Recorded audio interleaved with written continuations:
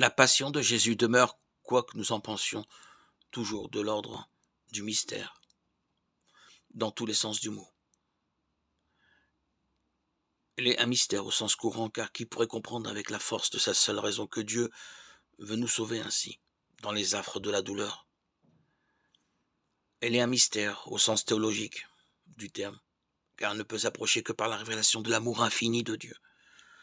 Mais dans l'un et l'autre sens, elle demeure un mystère qui demande à être pénétré. Comment ? Tout chrétien s'est un jour ou l'autre confronté à la dureté du mur spirituel que représente la mort du Christ en croix, comme on bute sur une porte verrouillée qui ne cède pas devant les assauts répétés de notre désir de passer. Le clou qui pénètre en lui est devenu pour moi une clé qui m'ouvre le mystère de ses desseins.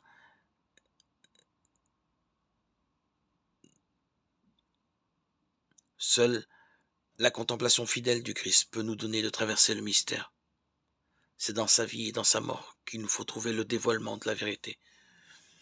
Dieu a tant aimé le monde qu'il a donné son Fils unique. Dieu forme un projet de salut pour nous. Pour moi-même, si je ne le sais pas.